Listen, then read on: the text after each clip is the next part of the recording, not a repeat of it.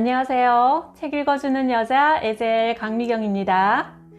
우리나라 지성인의 대표로 할 수 있는 이어령 전 문화부 장관이 한 10년쯤 전에 세례를 받고 기독교에 귀의하셔서 사회적인 이슈가 된 사건이 있었죠. 평생을 무신론자로 살아왔지만 딸 이민아 변호사의 실명 위기 앞에서 마침내 절대자 하나님 앞에 무릎을 꿇고 지성에서 영성으로 그 높은 문지방을 넘어오신 과정을 전해드릴게요. 가끔 미국에 살고 있는 딸 미나에게서 전화가 왔다. 처음에는 반갑다가도 통화를 한참 하다 보면 섭섭한 마음이 들었다. 오랜만인데도 미나는 내 이야기보다 하늘에 계신 아버지 이야기를 더 많이 하기 때문이다. 하나님 아버지 이야기를 시작하면 1시간이 지나도 전화통을 놓지 않는다. 야, 하나님 아버지만 아버지냐? 땅에서 살고 있는 아버지도 있잖니? 몇 번이고 긴 통화를 막고 핀잔을 주려다가 참는다. 성경 말씀에 관한 이야기, 법정에서 소년 범죄자를 변호하고 회심하게 한 이야기를 듣다가 울컥 화가 치밀어 오를 때가 있다. 무엇보다 그렇게 똑똑했던 아이가 어떻게 하다가 광신적인 아줌마와 다름없는 소리를 하고 있는지 그것이 싫었다. 대학 전 과목을 스트레이트 A로, 그것도 영문 불문학과 복수 전공을 3년 만에 마치고 조기 졸업을 한 소문난 재원이었다. 영문학을 하겠다고 미국에 유학을 가서 석사까지 마치고는 어느 날 갑자기 법대로 옮겼다. 그리고 그 어려운 변호사 자격시험을 단번에 합격하여 남들이 다 부러워하는 로펌에 스카웃되어 변호사 일을 한다고 해서 기뻐했더니 이제는 또 좋은 직장 팽개치고는 흉악범들과 맞서 싸우는 여검사가 되었다는 거다. 그런데 이제는 검사도 변호사도 아니라 모든 것을 다 포기하고 크리스천이 되어 오로지 주님을 영접하는 일에 남은 생을 바치겠다는 거다. 그래도 나는 불평을 할 수 없었다. 불행과 절망 속에서 미나를 지켜주고 위로하고 새 삶으로 인도해 주신 분은 지상의 이 아버지가 아니라 하늘에 계신 아버지였기 때문이다. 나는 미나가 대학을 졸업하는 졸업식장이나 헌팅턴 베이의 고급 주택가에서 요트를 타고 다닐 때의 행복한 장면에서만 함께했을 뿐, 혼자 아이들을 기르고 있을 때, 갑상선 암에 걸려 수술을 받고 있을 때, 아들이 과잉 행동 장애로 학교를 제대로 다니지 못해 10년 동안 매일 밤 울고 지낼 때 대체 이 아버지는 어디에서 무엇을 했는가? 그러나 그분은 어떤 분이시기에 지상의 아버지도 해주지 못한 그 이상의 사랑과 보살핌으로 내 딸을 구할 수 있었다는 말인가? 나는 의심 많은 도마였다. 손바닥에 못자국을 보지 않고서는 아무것도 믿지 못하는 회의론자였다. 하지만 그날 밤만은 미나의 긴 전화를 통해 예수님의 야위고 파리한 손바닥에 찍힌 못자국의 상흔을 만져볼 수 있었던 것 같다. 다시 땅에 스치는 예수님의 옷자락 소리를 듣게 된 것은 역시 딸 미나의 전화를 받고서였다. 미나가 실명위기에 있어서 1달 가까이 바깥 출입을 못하고 있다는 소식이었다. 망막박리로 얼마 안 있어 실명하게 될 것이라는 믿기지 않는 소식을 듣게 된 것이다. 워낙 약시라서 컨택트 렌즈를 끼고도 책을 코에 붙이고 읽던 미나였지만 박리로 시력을 잃게 된다는 건 한 번도 생각지 않던 일이었다. 아내와 함께 급히 미나에게 달려갔던 날 하와이는 너무나도 눈부시고 아름다웠다. 그날 나는 미나의 얼굴을 보았다. 나도 모르게 오 하나님 소리가 나왔다. 이 애가 다시는 내 얼굴을 볼 수 없게 된다면, 어머니의 웃는 얼굴, 아버지의 미소를 보지 못한다면, 이 집에 있는 모든 것, 산과 바다, 길거리, 색채가 있는 모든 것, 형태가 있는 모든 것이 사라진다는 이야기 아닌가? 주님의 딸에게 어찌 그러실 수 있습니까? 너무하세요 하나님. 저렇게 하나님 아버지를 믿고 따르는 당신의 딸에게 왜 그 많은 순환을 내리시는지요? 암으로도 모자라 이번에는 실명입니까? 미나는 태연하게 말했다. 걱정 마요. 아무개 목사님은 어려서 실명하신 분인데도 우리보다 더 잘 보셔. 더 많은 것을 보실 수 있다고 했어요. 아빠 엄마가 걱정할까봐 그렇지 난 아무렇지도 않아요. 말로는 태연한 체 하면서 사태를 숨기려고 했지만 간단한 설거지를 하다가도 앞이 잘 보이지 않으니 접시를 깼다. 그러면 내가 가슴 아파할까봐 올리브 기름 때문에 미끄러웠다는 거다. 그날 저녁 미나 컴퓨터를 보니 바탕 화면의 아이콘들이 보통 것보다 서너 배는 크다. 그래서 얘가 아직도 컴퓨터를 잘 못 다루나 싶어 해상도를 바꿔 정상 사이즈로 해놓았다. 그랬더니 아빠 눈이 잘 안 보여서 일부러 크게 해놓은 건데 라고 했다. 순간 가슴이 덜컥 내려앉았다. 딸의 눈이 아파서 왔다는 애비가 그 애의 눈이 아픈 건 까맣게 잊고 있었던 거다. 이것이 세속의 아버지와 딸의 만남이구나. 그 애가 하나님 아버지라고 부르는 아버지는 그러지 않을 것이다. 그 아버지는 딸의 아픈 모공 하나하나까지도 보시고 안타까워하시며 쓰다듬어 주실 것이다. 그래서 미나가 지상의 아버지보다 하늘의 아버지에게 더 의존하는구나. 이런 생각을 하며 무심한 내 자신을 탓했다. 몇 군데 의사를 찾았지만 수술도 안 되고 약도 없다고 한다. 그러나 미나는 찬송가를 부른다. 방문에 열린 틈으로 성경을 펴놓고 읽고 있는 미나의 모습이 언뜻 보일 때도 있었다. 그러면 나는 속으로 소리 지른다. 이 바보야, 노래가 나오니? 책이 읽혀지니? 속상한 김에 고함을 치고 싶었다. 그런데 미나가 교회에 같이 가자는 거다. 하와이 교회에는 한국인들이 없어서 아무도 아버지를 알아보는 사람이 없으니 놀러가는 셈치고 동행하자는 거다. 나는 무엇이든 미나를 위해 해주고 싶은 생각이었기에 아무 말 하지 않고 따라 나섰다. 주로 섬 원주민들이 모이는 작은 교회였다. 한국의 어떤 교회가 저렇게 초라하고 가난할 수 있을까? 그러나 그곳에 모인 사람들은 모두 행복해 보였다. 서로 손을 잡고 찬송가를 부르고 옆에 있는 사람들을 위해 기도한다. 자기보다 더 불행한 사람이 없을 것 같은데도 그들은 모두 자기보다 못한 사람을 도와달라고 빈다. 만약 하나님이 계시지 않는다면 저들을 어이할꼬, 그 실망과 절망을 어이할꼬. 가슴이 털컥 내려앉았다. 미나가 만약 하나님을 믿지 않게 된다면 무엇이 남을까? 나도 모르게 나는 땅바닥에 엎드려 기도드렸다. 제발 미나를 위해, 저 불쌍한 사람들을 위해 꼭 하나님은 계셔야 한다고 황급히 무릎을 꿇었다. 하나님, 만약 미나가 어제 본 것을 내일도 볼 수 있고 오늘 본 내 얼굴을 내일 또 볼 수만 있게 해주신다면 저의 남은 생을 주님께 바치겠나이다. 아주 작은 힘이지만 제가 가진 것이라고는 글을 쓰는 것과 말하는 천한 능력밖에 없사오니 그것이라도 좋으시다면 당신께서 이루고자 하는 일에 쓰실 수 있도록 바치겠나이다. 내 눈은 젖어 있었고 내 무릎은 땅에 닿아 있었다.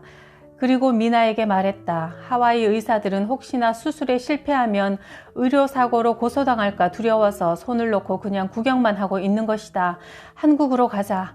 한국 의사들은 손이 작아 수술도 잘하고 인정도 많아 위험 부담이 커도 널 도와줄 것이다. 그렇게 한다고 내가 하나님에게 이미 약속을 했다. 그러자 미나는 웃었다. 내가 교회에 온 것 그리고 내 입에서 하나님이란 말이 나온 것이 너무나 신기했던가 보다. 아빠 너무 멋있어.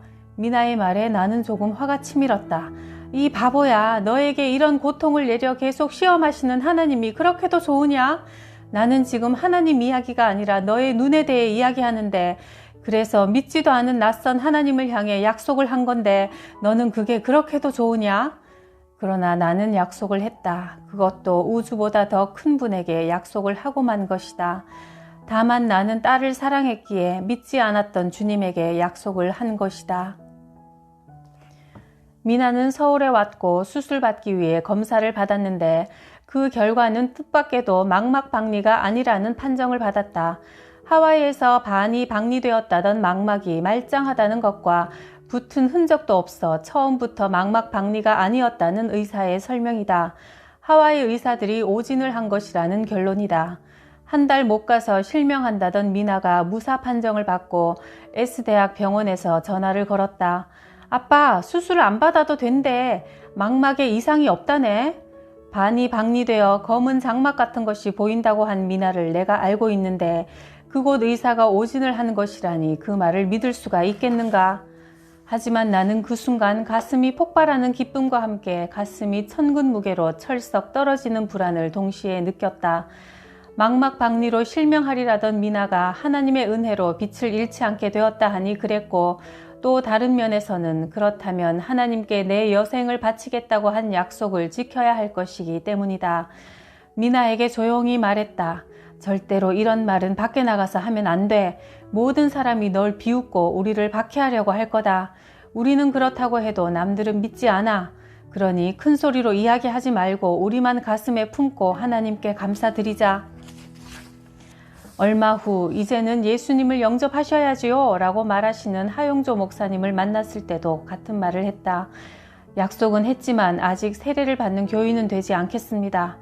이 세상의 시각장애자들이 모두 눈을 뜨지 않는 한 내 딸이 혼자 눈을 떴다고 해서 기뻐하지는 않겠습니다. 세례 받지 않고 교회를 다니지 않고 몰래 하나님과의 약속을 지키려고 했던 것이라 딴전을 피웠던 거다.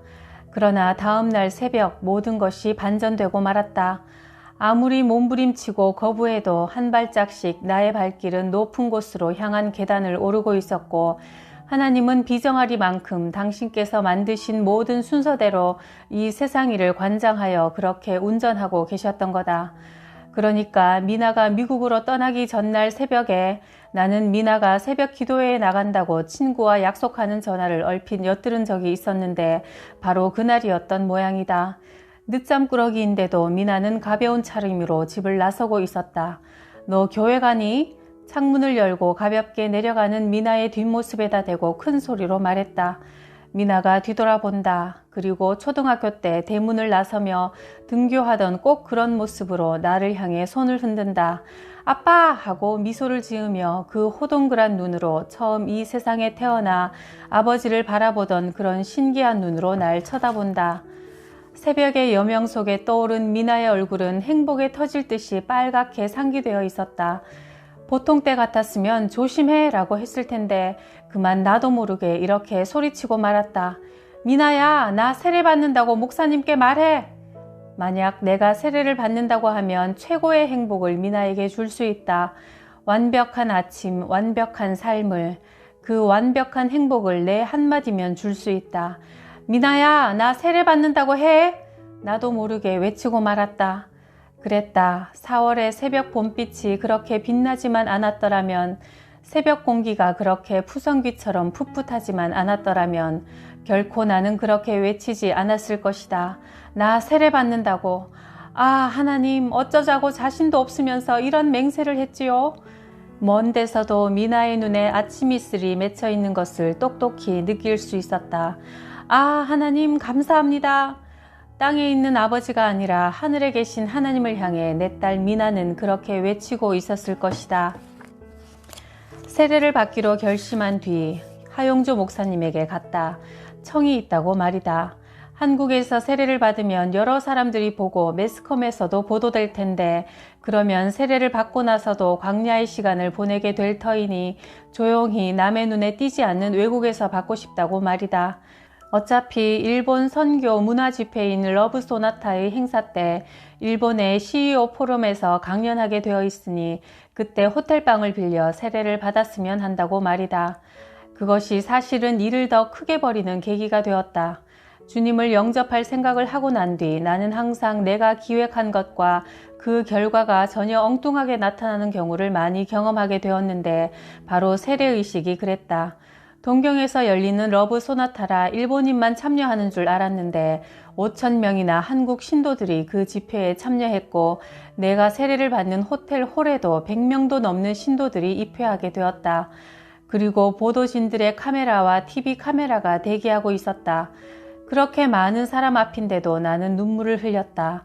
보통 때 같았으면 부끄러워서 몰래 숨겼을 눈물을 그냥 쏟았다.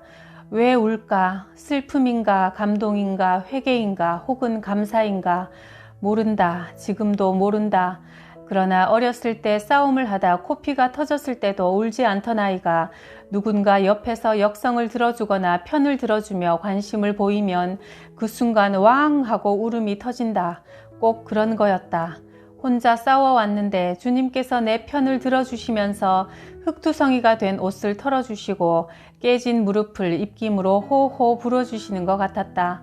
세례받는 장면을 미나에게 꼭 보여주고 싶었는데 아직 미국에서 도착을 하지 않았다. 이럴 줄 알았다면 한국에서 가장 가까운 사람들이 있는 곳에서 세례를 받을 걸. 그러나 또 한편으로는 그래, 저분들이 왜 내가 세례받는 이 자리에 함께 있지? 이름도 얼굴도 지내온 과거도 모르는 사람인데 왜 나를 축복하고 함께 기도를 드리는 거지? 더구나 일본 사람들이 왜 내 옆에 있는가? 그것이 크리스천의 시작, 이방의 땅 지구의 끝까지 포도 넝쿨처럼 뻗어가는 사랑의 사역이 시작된 것이다. 주님을 통해서 많은 사람들이 내 이웃이 되어준 것이다. 이것이 2000년을 멸하지 않고 한 종족의 종교가 아니라 인류의 종교로 생명줄을 이어온 기독교의 비밀이었다. 세례란 물로 씻는 의식이 아니라 내 가슴 깊이 묻혀있던 온천수의 뜨거운 수맥을 퍼올리는 것이었다. 그것이 그때 내가 흘린 눈물이었다. 누구나 가슴 깊이 파고 들어가면 거기 영성의 수맥이 흐르고 있는 것이다. 나는 그런 사람들 가운데 하나일 뿐이다. 인간은 뛰어봐야 벼룩이다. 이 단순한 사실을 아는데 시간이 걸렸다. 내가 창작과 지적 세계를 포기한 것은 아니다. 지금까지 귀중하게 생각했던 것보다 몇십 배 더 크고 귀한 창조주를 인정함으로써 나의 예술적 지평은 훨씬 더 넓어졌다. 절망해보지 않은 사람은 절대로 영성을 얻을 수 없다. 그래서 세속적으로 편안한 사람은 하나님을 받아들이기 힘들다. 영성의 세계는 이해하거나 설명될 수 있는 것이 아니다. 자기 절망을 계기로 영성의 세계로 던져 넣어지는 것이다. 나는 지금껏 어떤 종교도 믿어본 적이 없는 사람이다. 성경을 자주 읽었지만 교회에 나간 것은 고등학교 시절 친구를 따라 몇 번 놀러 간 것이 전부였다. 평생 누구에게도 무릎을 꿇어본 적이 없었지만 세례를 받으면서 난생 처음으로 무릎을 꿇었다. 어떤 친구는 예수쟁이 됐다면서? 라고 내뱉듯이 비웃는다. 세례를 받자마자 어느새 나를 쟁이라고 부르는 사람들이 이따금 생겨나게 된 것이다. 예수쟁이라고 욕하는 사람들은 스스로 자신이 욕쟁이라는 것을 알 것이다. 그렇기 때문에 나는 아무 대꾸도 하지 않는다. 화내지도 않는다. 그들의 가슴 속에도 거북한 무엇이 암종처럼 자라고 있기 때문에 그러는가 보다. 겉으로는 강한 싸움꾼인 척 하지만 옆에서 누군가 한마디 훈수하고 조금만 역성을 들어주면 금세 어린애처럼 울음을 터뜨리는 약한 무신론자들인 것이다. 내게 왜 교회에 가는가 라고 비난조로 묻는 사람도 있다. 당신은 지성인인데 집에서 찬송가 부르고 성경 읽고 기도하면 되지 무엇 때문에 사람들 앞에 나서서 예수 믿는 티를 내느냐는 거다. 그럴 때 내가 하는 말이 있다. 배가 고프면 어디에 가지? 식당에. 뭔가 알고 싶을 때는 도서관 가면 되지. 심심하면 극장 가서 영화 보면 돼. 몸이 아프면 병원에 가지. 그럼 먹어도 배고프고 마셔도 갈증나고 놀아도 심심하고 배워도 답답하면 어디를 가나? 몸이 배고프고 갈증나는 것처럼 영혼이 굶주려 있을 때 그런 때 가는 곳이 교회란 말이야. 그러면 또 교회에 대한 욕을 한다. 싸우고 소송하고 사교 같은 이상한 짓을 한다는 교회를 들어 그런 데를 왜 가냐고 한다. 그때 나는 이렇게 말한다. 식당이라고 다 맛있는 음식이 나오던가? 병원 간다고 다 의사가 명이라 병이 낫던가? 극장 가면 재밌는 명화만 트는가? 그래도 배고프면 식당을 찾아가듯이 역시 영혼이 메마른 사람이 찾아갈 곳은 교회가 아닌가? 부패한 교회가 있다고 해서 교회를 가지 말라는 것은 병원 의사가 오진하여 죽었으니 앞으로 병이 나도 병원 가지 말라는 말과 같은 거지. 딸에게 보내는 편지. 오늘은 너의 생일이고 우연히도 내가 세례를 받는 날이다. 네가 그렇게 기뻐하는 것을 보니 너에게 최고의 생일 선물을 준 것 같구나. 아니지, 네가 나에게 선물을 준 것이다. 암에 걸렸던 너의 아픔으로, 시력을 잃어가던 너의 어둠으로 나를 영성의 세계로 이끌어 주었다. 네가 애통하고 서러워할 때 내 머릿속의 지식은 한낱 검불에 지나지 않았고 내 손에 쥔 지폐는 가랑잎보다 못하다는 것을 알았다. 70평생 살아온 내 삶이 잿불과도 같은 것이라는 것을 네가 가르쳐 준 것이다. 지성에서 영성으로 너의 기도가 내 발이 높은 문지방을 넘게 했다. 어느 무신론자의 기도. 당신을 부르기 전에는 아무 소리도 들리지 않았습니다. 당신을 부르기 전에는 아무 모습도 보이지 않았습니다. 하지만 이제 아닙니다. 어렴풋이 보이고 멀리에서 들려옵니다.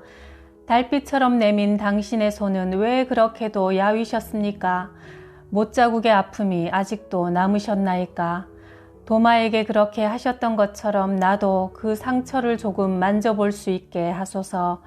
그리고 혹시 내 눈물방울이 그 위에 떨어질지라도 용서하소서. 이민아 목사의 고백. 갑자기 내 눈이 안 보이게 된 것은 2006년 5월인데 망막이 완전히 떨어지는 상황이 되어 운전도 하지 못하고 아이들도 제대로 돌볼 수 없었다. 침침하고 까맣게 눈앞이 큰 점처럼 보이고 눈앞은 하나도 보이지 않고 그 주위만 보이는 불편한 상황에서 7개월을 보냈다. 다음 해 1월 아버지가 오셨다. 그렇게 기도를 했다고 하셨다. 우리 딸이 눈이 낫게 되면 제가 하나님을 위해 일하겠습니다. 하나님께서 그 기도를 들어주셨다. 1월 말에 아버지가 가시고 2월 말에 내가 어떤 집회에 갔다. 그때 예언 치유사역 하시는 데이빗 헐작이라는 목사님이 오늘 망막이 떨어져서 눈이 보이지 않는 실명하신 분이 있는데 하나님이 지금 낫는다고 하십니다 하는 예언 말씀을 했을 때 내가 그 말씀을 그냥 믿으면서 벌떡 일어났다. 성전 안을 두어 바퀴 믿음으로 돌았을 때 그 자리에서 망막이 붙는 기적이 일어났다. 그래서 눈앞이 보이게 되고 아버지도 구원받으시고 그 다음부터는 내가 이제 내 인생을 완전히 하나님께 다 드려서 치유사역을 하게 되었다. 2007년 2월에 눈이 낫고 나서 몇 달 뒤 아들의 자폐증도 완전히 나았다. 한국에 와서 그 두 가지 일에 대해서 간증도 하고 일본 러브 소나타에 가서 7월 23일 내 생일날 아버지가 세례를 받고 마침내 하나님의 품에 안기셨다. 고난을 통해서 영혼 구원이라는 더 큰 선을 이루시는 하나님이신 것 같습니다. 하나님을 사랑하는 자들에게는 모든 것을 합력하여 선을 이루실 거니까 범사에 감사하라고 하시는 거겠죠. 구독, 좋아요, 댓글에도 감사드리고요. 지금 당장 힘든 일이 있더라도 좋으신 하나님 아버지께서 어떻게 선으로 바꾸실지 기대하면서 모든 일에 감사합시다.